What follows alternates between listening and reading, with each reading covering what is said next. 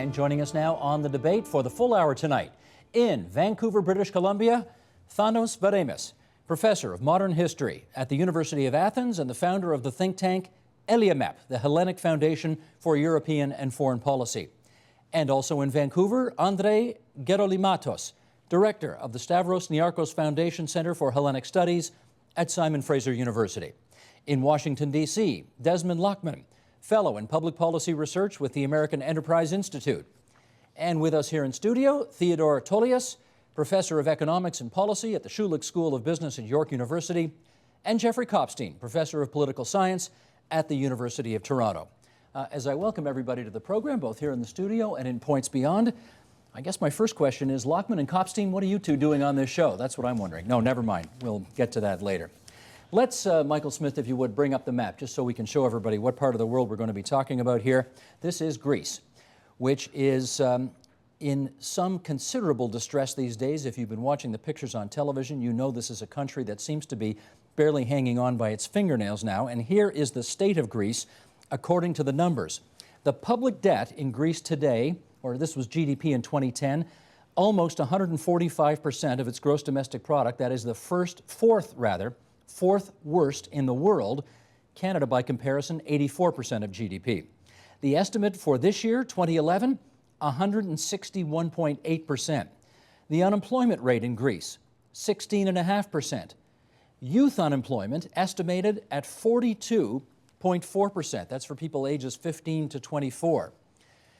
And here's what Dr. Doom has to say about all this. You know Nouriel Roubini, who wrote in the Financial Times last month, Greece is stuck in a vicious cycle of insolvency, low competitiveness, and ever-deepening depression.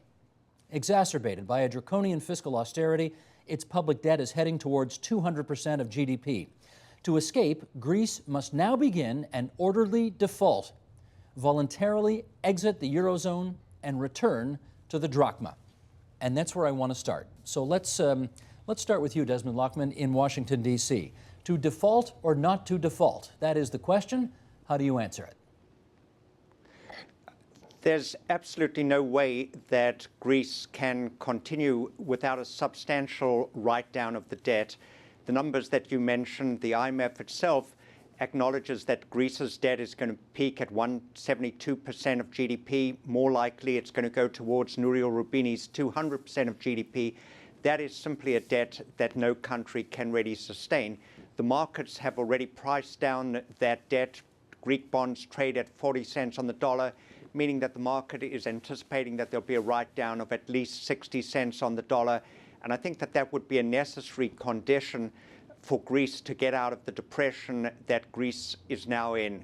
There's no way that Greece can continue with this kind of IMF austerity without driving the economy further into a deep recession, seeing unemployment go up to even higher levels, and just see social cohesion in that country break down. Okay, Thanos Varemis in Vancouver, BC, how would you answer the question on whether the Greeks ought to default? Well, there's already Mrs. Merkel's idea of a 50% haircut, which will affect the Greek banks, of course, but it will certainly save Greece from exiting the eurozone. If Greece goes back to the drachma will lose its value very quickly, and that will cause probably a depression, a crash in Greece's economic life.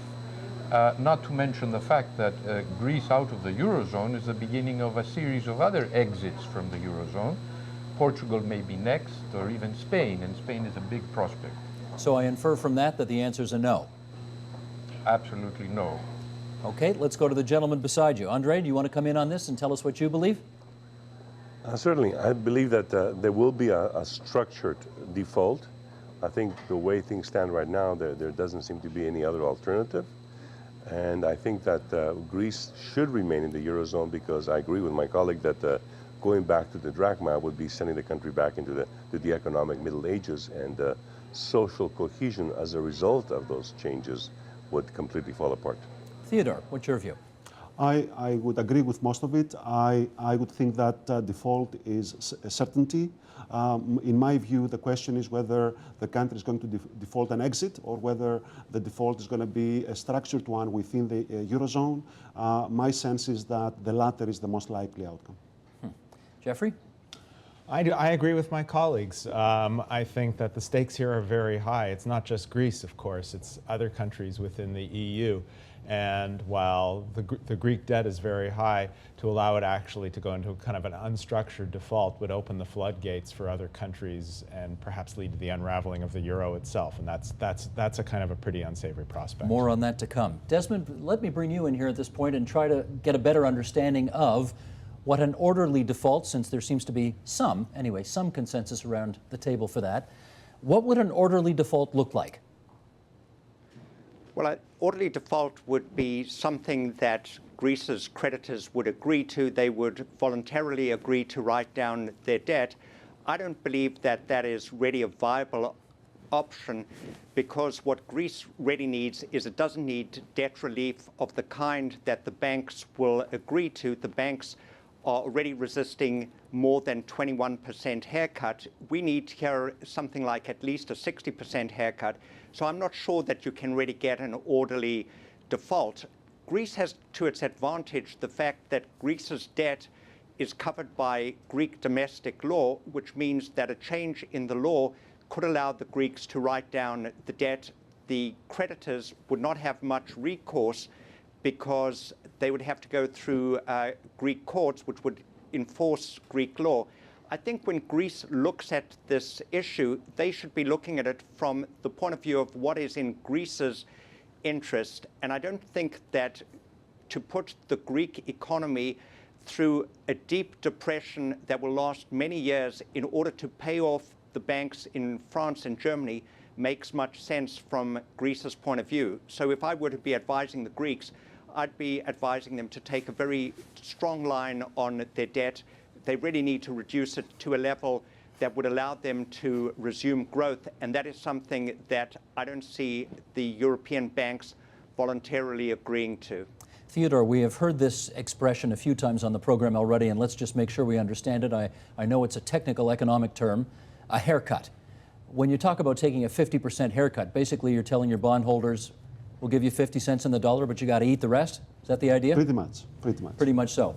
And they are obviously not going to be happy with that kind of news, but how do you get around that? Well, I think it's not only them at the table. You have governments, European eurozone governments at the table. You have the International Monetary Fund at the table. And I think at the end of the day, accepting losses when you play the markets is actually something that is generally acceptable in the marketplace as a practice. And when it comes to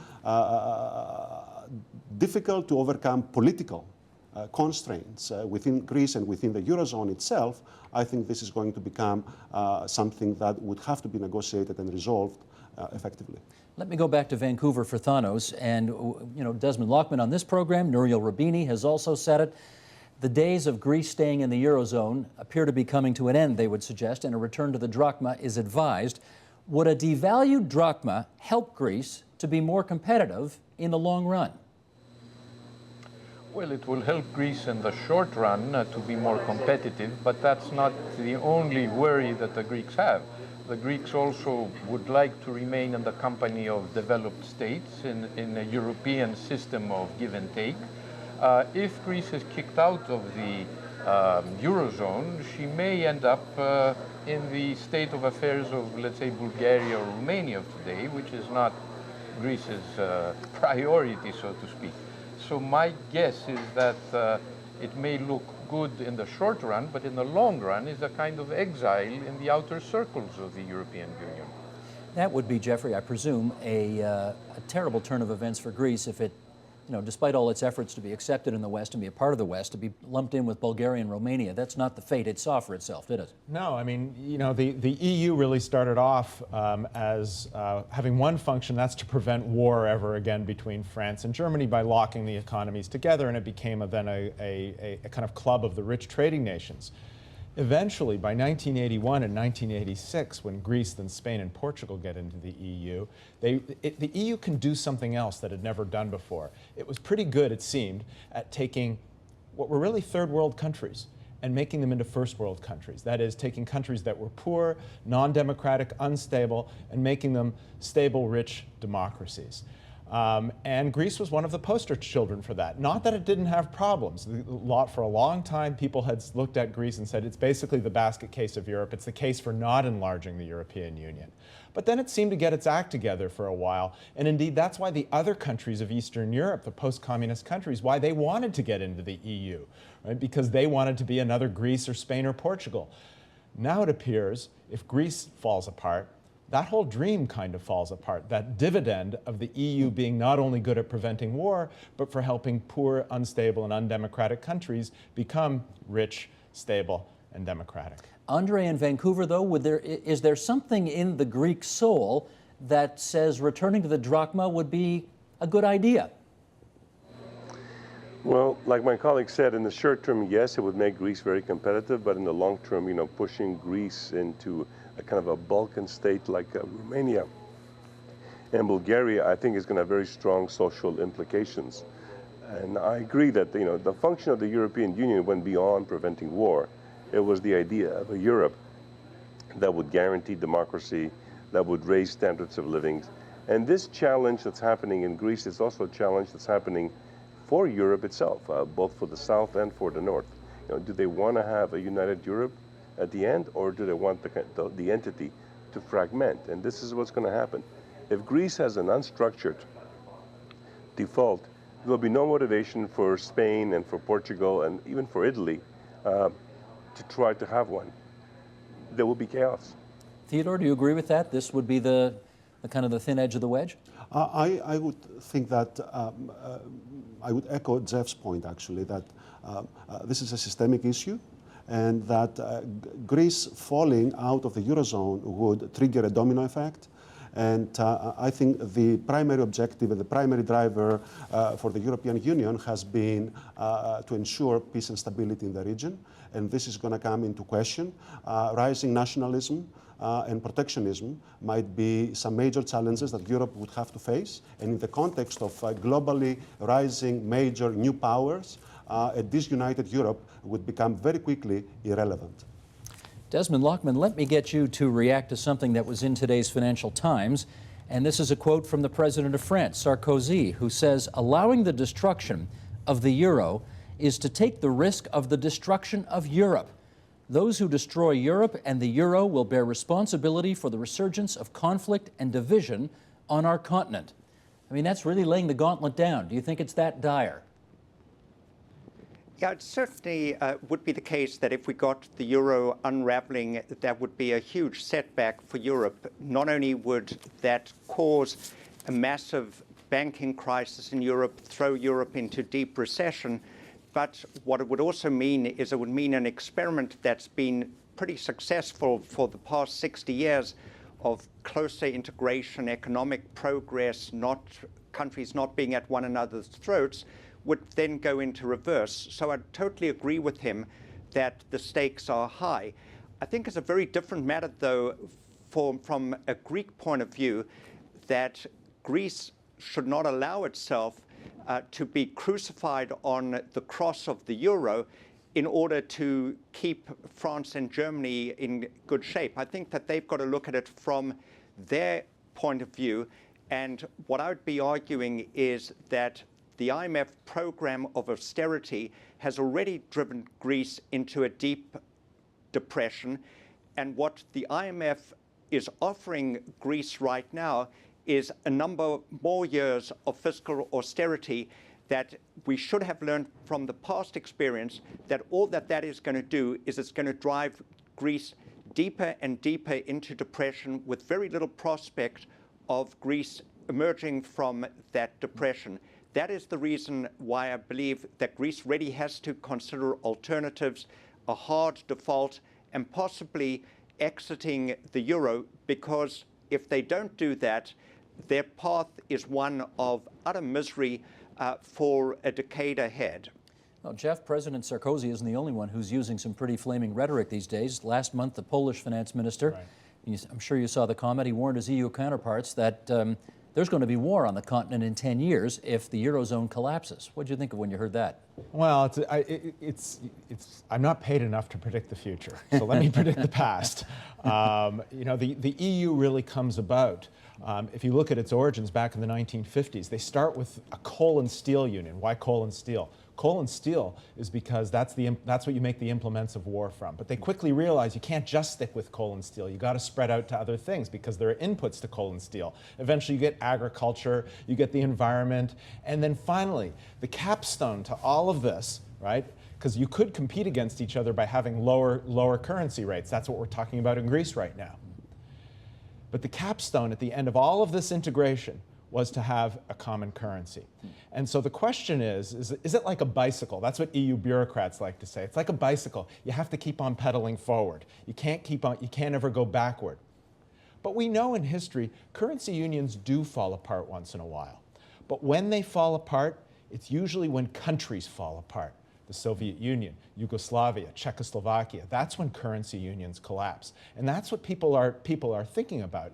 Can you just get rid of the euro and not then peel back all of the other aspects of integration, which had gone for the previous 60 years? Theodore, what do you say on that? I would add to this. I would say that the European Union and the eurozone are, the edifice is incomplete in design. I would argue that, and I'm not alone, obviously, at this, that monetary union has to be completed and complemented with a more cohesive fiscal union. And this is the major political challenge right now in Europe. So you want more integration? I think the world, the EU, the world, and Greece, they need more and stronger Europe, not less. Jeffrey. So, Steve, just as an interesting point, I think my colleagues here got a point that at various times in the EU's history, more integration has often come about as a result of crisis.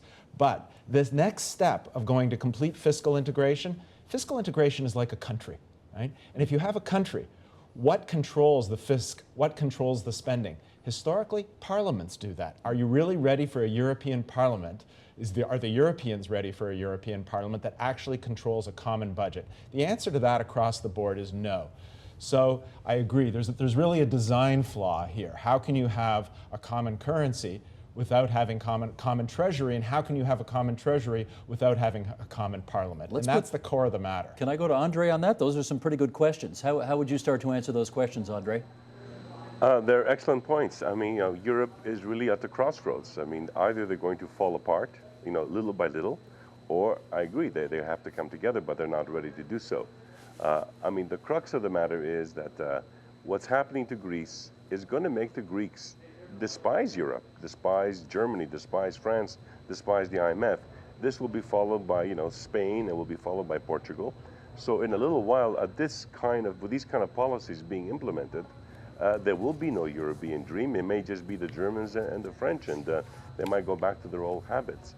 I think, Sarkozy and Merkel are slowly coming around to the fact that they cannot live without the rest of Europe.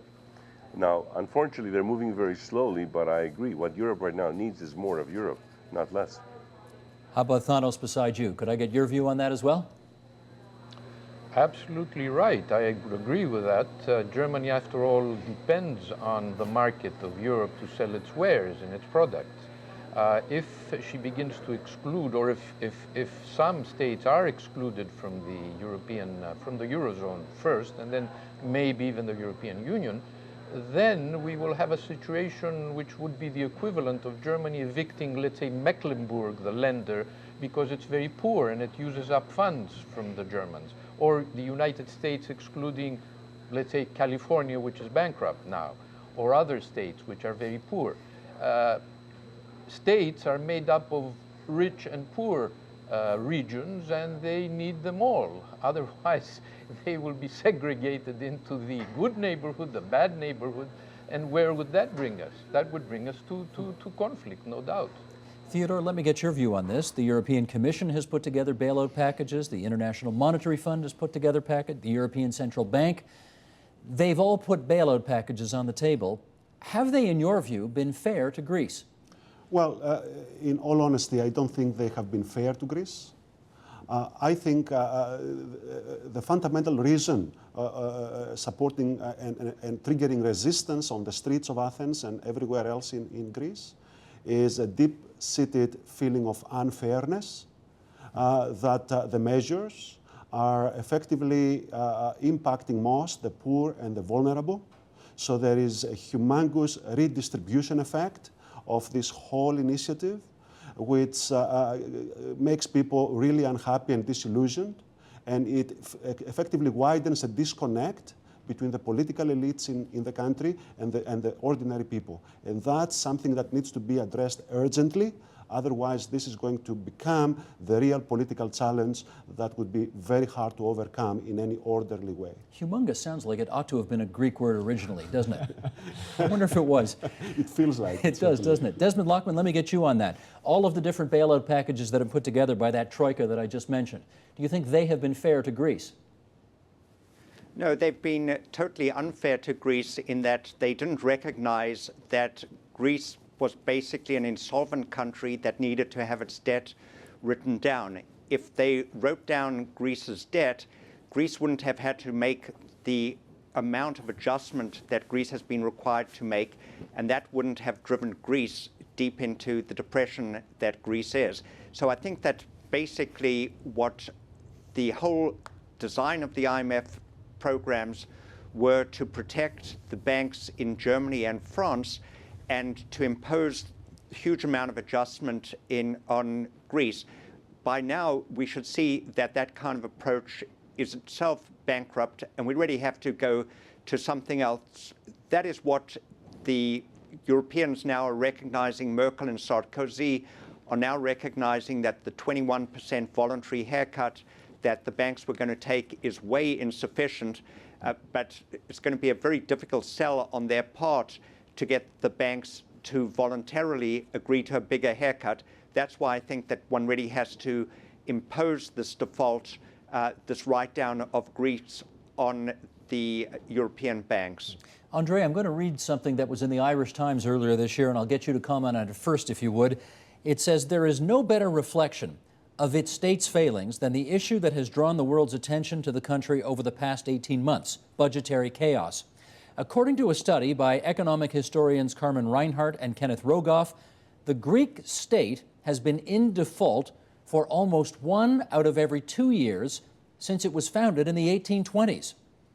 Why has this country traditionally been unable to get its economic house in order, Andre? A single word, war. Greece has been plagued by 2 world wars. The second one, which practically destroyed most of the country's agricultural and economic and industrial base.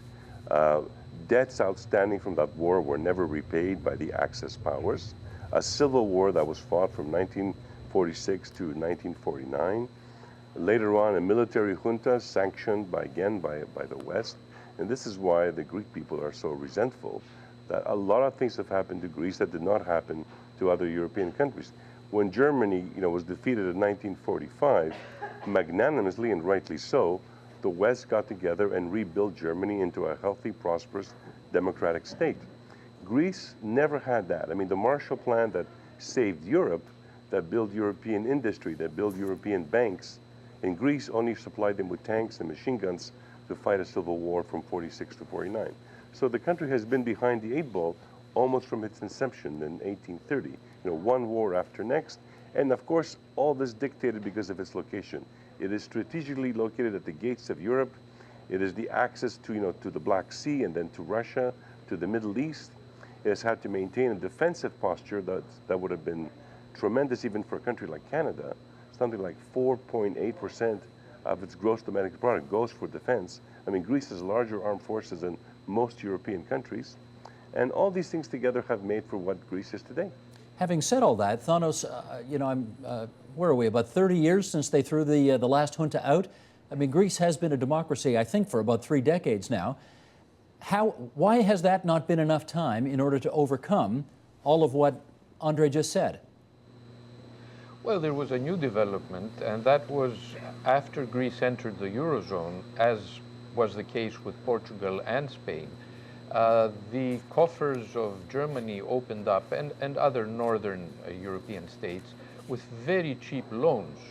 There were surpluses, of course, in their balance of payments. They had a surplus of capital which flowed into the south of Europe on very low interest rates. No one could refuse a loan at the time, and of course everybody wanted to improve their style of living. So what happened was, in the course of time, people became addicted to loans. The Portuguese, the Spanish people, and the Greeks were eating up the loans, which of course also made them wonderful clients of North European products. So they reached the point when the American bubble, housing bubble, burst, and Europe began to feel the consequences of that. Suddenly the lenders saw that the debtors were not as good debtors as they thought initially, and the spreads began to rise rapidly. And that was the beginning of the crisis in Greece and in the other states. So in a sense, it's more of a kind of globalized state of affairs. This is not to say that the Greeks were not responsible for making, let's say, bad use or good use, in the sense that they were importing luxury items from Germany or from Northern Europe in general, but that they should, their government should have thought twice before expanding this business and incurring debts which they subsequently could not pay. Okay, we've looked at the Greek issue from, say, 30,000 feet up, as they say, but now I'd really like to get a better understanding from all of you as to what's going on the ground, how this affects people's everyday lives. And to start that conversation, Theo, let me first read you something that was in The Guardian last month. This by Kostas Lapavitsas, the professor of economics at the University of London, who wrote the following: "The social implications have been catastrophic.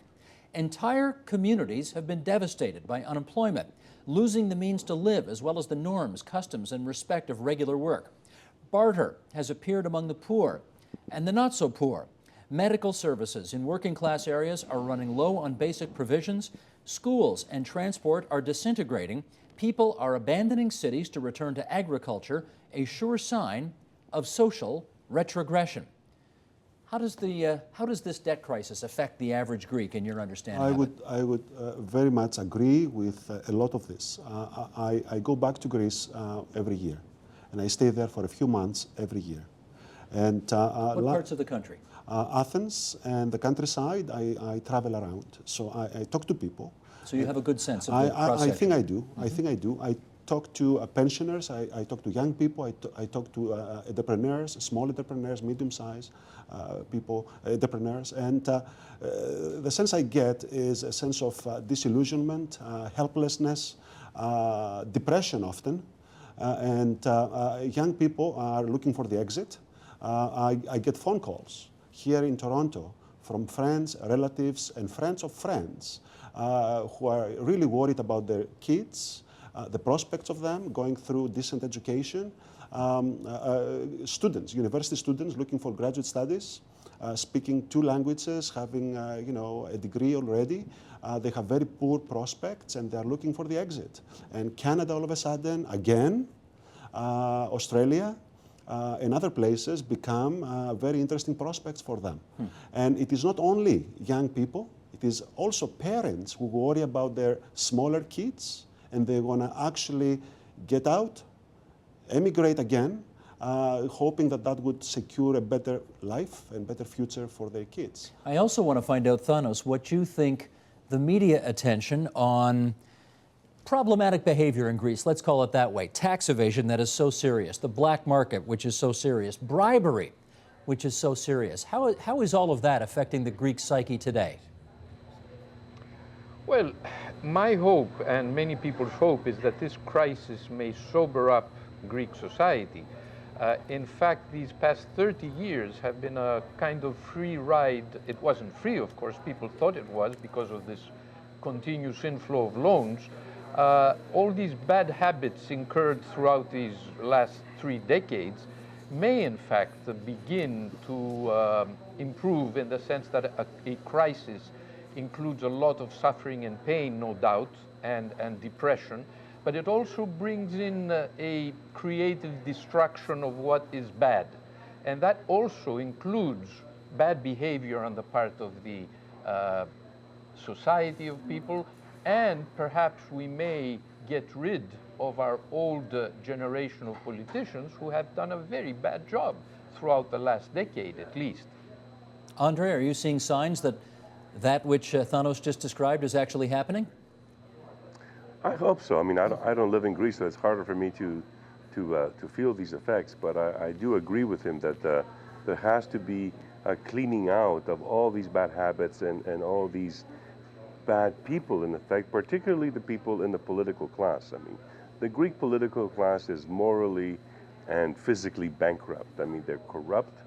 They're facing this tremendous crisis, and they're hesitant. I mean, Papandreou has tried to do the right things, but I think he has also been very hesitant.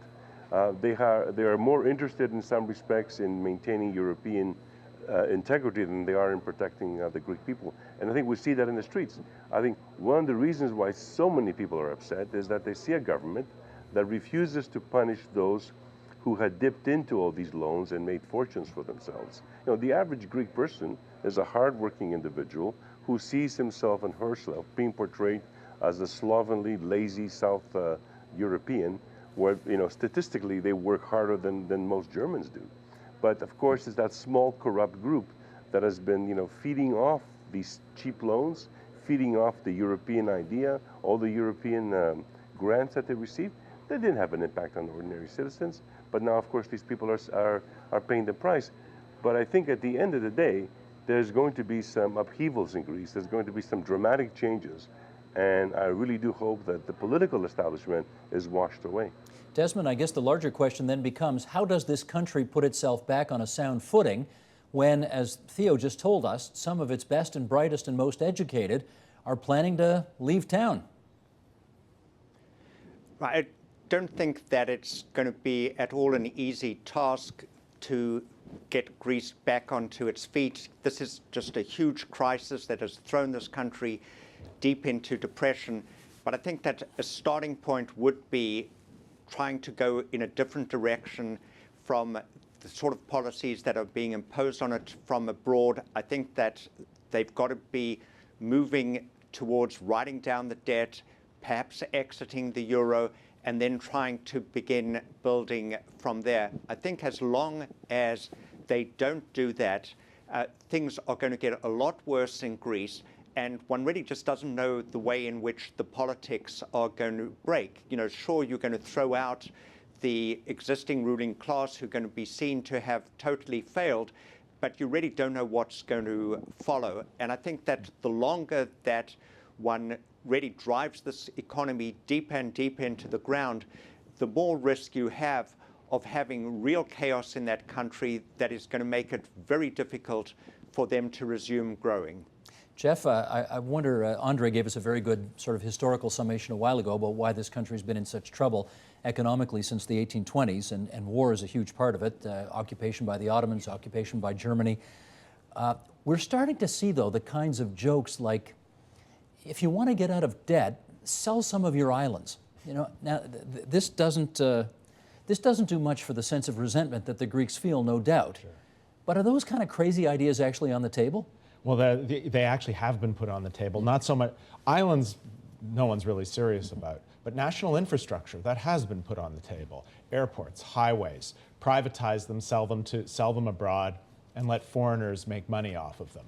Right? Now, you know, countries do this all the time in little bits, but not in big chunks like that. I think we did it with the Highway 407. Exactly, like 407, but that also was politically quite volatile with the Spanish government, if I remember correctly. So, I mean, the issue in Europe, the broader issue is that, and I think several of the colleagues here have put their finger on it, I mean, Greece has faced war and occupation several times. Part of joining the European Union, what it means to join the European Union, is to give up a chunk of your sovereignty. Mm-hmm. Right? And in return, you get security and democracy. That's the deal. Right? Now, that deal appears to be broken right now. And what is it worth giving up a big chunk of your sovereignty? Whatever that means, whether it's your budgetary control, the control over your currency, or even, as you're suggesting, control over your islands and highways and airports. What does that mean to give that up if in return, right, you don't get very much? And I'm sure the average Greek would be willing to go for more Europe if there would be some guarantee that there would be solidarity from the richer European countries in return. And that becomes the key question. What is the price of solidarity? I mean, if something goes wrong here in Canada, in British Columbia, people from Ontario said, yeah, we'll help out if something really goes wrong. But if you look at Europe as like a large Canada, right, much more populous Canada, will the richer countries help out the poorer countries if something really goes wrong? Until now, it's been a lot of lip service because they haven't had to. Now it's actually on the table. But Theo, aren't they doing it already? I mean, certainly you hear a lot of grumbling in France and Germany about how their taxpayers have had it with trying to bail out other countries, not just Greece, but others who don't share their sense of industriousness or fiscal discipline, right? You hear that all the time. Well, yes, you do. However, as we all know, in any federation, say in Canada, citizens of Alberta, when it comes to them subsidizing, a have-not province, they might have some grievances, in spite of the fact that we have had transfer payments, equalization payments for such a long time. It doesn't come easy. However, I think it's the responsibility of the political elites in Europe to galvanize the kind of consensus, the kind of a common dream and vision that would sustain Europe moving forward to becoming stronger rather than weaker. And to me, that's the challenge. And speaking of sovereignty, Europe went to the euro as a result of a major currency crisis in the early 90s. It took them a few years to do that. It seems to me that the pattern in Europe is progress through crises. And it seems to me that this time around, it is this crisis that is going to propel Europe, in spite, a lot of difficulties, in the direction of a more cohesive fiscal policy and more togetherness in the name of solidarity and in the name of peace and stability in the region. Desmond, would you agree that this crisis presents a potential opportunity for the eurozone as well?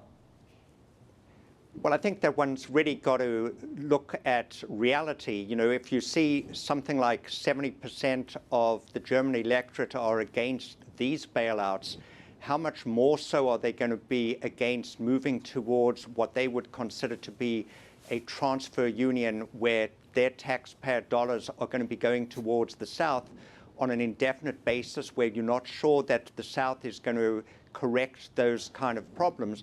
So I think that Merkel and the political elite in Germany have really got enormous ground to fight against, that the population is really suffering from bailout fatigue. They're tired of these bailouts. They don't want to have anything more to do with it. And that is basically what is constraining Mrs. Merkel now in trying to solve the problem. So while it might be desirable that Europe moves towards the United States, I don't think that you can do that against the will of 70% of your population. Andre, I want to get a sense once again of whether we can get a bit inside the Greek psyche and understand how things are on the ground. Do you sense a sense of shared sacrifice for the public good among the Greek people today? No, because I think most people feel that they were not responsible for the crisis that is happening today. The crisis has been the responsibility of the political elites, of corrupt businessmen, and also, I would say, very unusual German and French policies in the European Union. What annoys people, and this is what's causing the upheaval in Greece, is the fact that the way Europe has evolved since the Second World War, Germany has become the industry of Europe. They build things, BMWs, refrigerators, furniture, you name it. These are much more expensive than products being made in China. The Greeks, because of the European Union, are forced to buy German goods. And they pay a premium for them, especially when it comes to military hardware. Now, most Greeks know that Germany forced Greece to buy 3 submarines that do not work, fundamentally. By the way, these submarines were paid in full by the Greek government. They also had to buy, 1,000 German tanks whose cannons did not also work because there were not shells for them. And this is the price that the Greeks had to pay in order to secure German loans. And these are the loans which are now being part of the default. These are very much real things among the public, and they're quite angered by it. And I think a fundamental mistake by Merkel is, especially in Germany, is the fact that they're not telling their people the truth. What the Europeans are indulging is a kind of a blame game. Oh, these sloppy South Europeans. Yeah, and South Europeans have been very poor managers of their economies. On the other hand, Germany would not be a wealthy country today if it did not function in a closed economy known as the European Union, where these Southern Europeans do not make many things. These things are made by German workers who are highly skilled, and they're highly skilled because somebody's buying their products. What would happen if nobody buys their products? If the EU falls apart, China is going to move in. Greece will be able to buy cheap Chinese cars and cheap refrigerators, as will the Spaniards, as will the Italians and everyone else. And then perhaps the standard of living will fall dramatically in Germany. I think this is the kind of discussion that needs to take place in these countries in order to move forward towards a united Europe, but also at the same time to appease the Greek public that's taken to the streets because they see this injustice being placed on them by these European leaders who are omitting to tell their people what is really going on. Let me get the view of Thanos right beside you. That issue of whether there is a sense of shared sacrifice among the Greek people today. Do you see it right now? No, not yet, at least. I have a hope that the crisis will generate a sense of solidarity, a sobering effect, in other words, on Greek society. I think it's already happening. I use the public transport system to go to work, and there are conversations every day practically on what's going on. And I can tell you that the average person in these public transportation systems are concerned, and I think they have a clear view of their own fault, their own small or large contribution to the crisis, but they also know where the problems lie.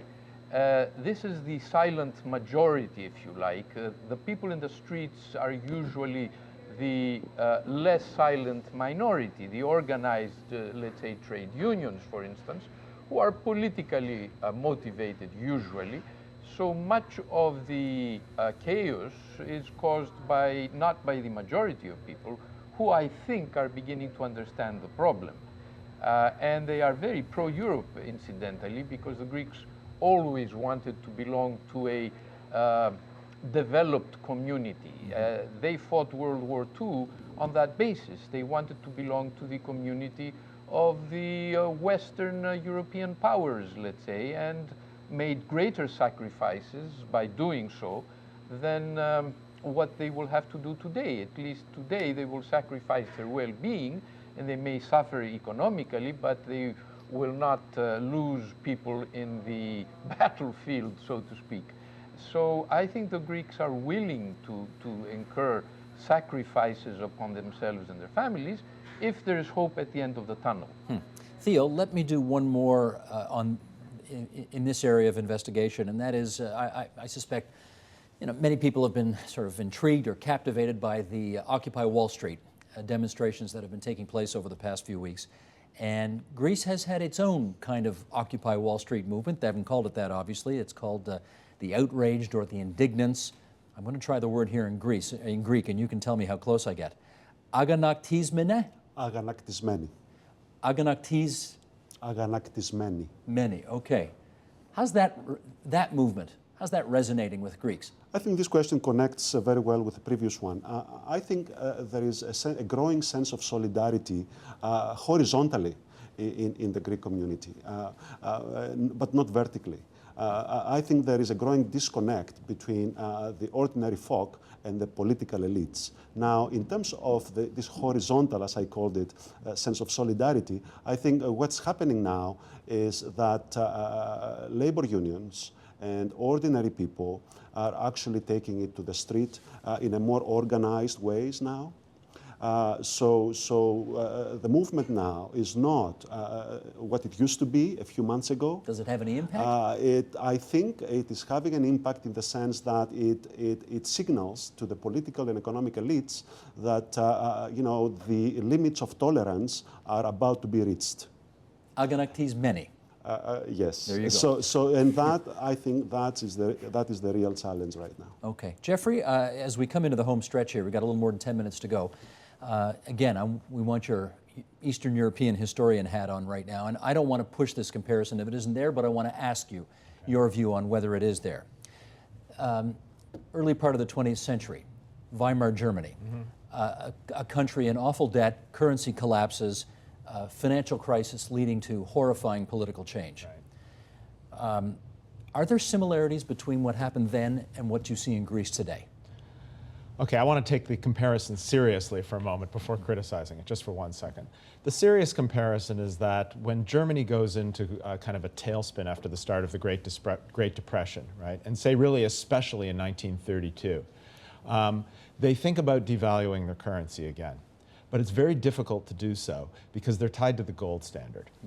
And if you want to say there's a real important comparison, that is the euro today is kind of like the gold standard. Greece can't devalue its currency unless they do what everybody else on this panel says they shouldn't do, except for Desmond, who says that they should do, and that's reintroduce the drachma. Then they can start devaluing their currency again. So they are at a point of chaos. What is missing? What's really wrong about the analogy? Why is the analogy imperfect? Well, first of all, nobody's talking about going to a dictatorship. Nobody's talking about suspending democracy.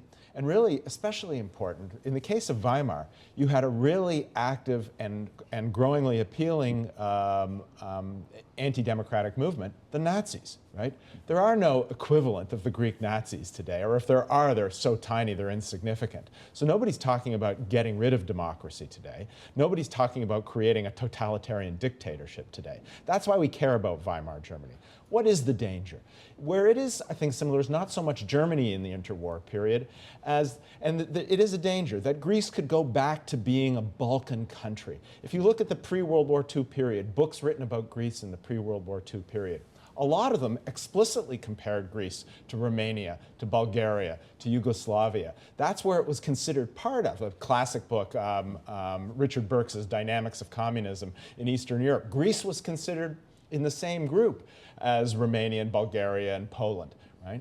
They don't really want to go back there today. So Weimar Germany, probably not. A return to the Balkans, that's the danger, that's what they want to avoid. Let me follow up with Andre on that. Do you see any signs that a return to the political junta of the 1970s is in the offing? No. The Greek military are not in that kind of a headspace, nor do they have that kind of influence or moral authority that they had before 1967 with at least part of the population. The junta finished that off, and also one good thing that successive Greek governments did after 1967 is that they thoroughly purged the armed forces, so there are no such individuals or potential leaders other than the military who would come forward as a kind of a Greek Hitler. I think the danger is exactly what my colleague said. I mean, Greece going back to the Balkans. In the interim period, chaos in the streets. Today, they have the beginning of a 48-hour strike. 100,000 people were in the streets of Athens. Demonstrators are fighting demonstrators. They're fighting the police. How long would the police remain loyal to the state, whose salaries are also being cut? How long would the military, not in terms of a junta, but even the ordinary soldiers, obey orders to go and clean up the garbage, which have piled up for the last couple of weeks? They are citizen soldiers, and they may not follow orders in the future. We are looking at a situation where in the short term, Greece will be facing chaos, and the worst case scenario would be it will become another Romania and Bulgaria, which I think will be very bad for Europe in the long run. Thanos, it is getting more violent there, not just over the past few weeks, but today as well. And I wonder whether you think the viability of what is basically a two-party system is in some jeopardy as a result of all of this.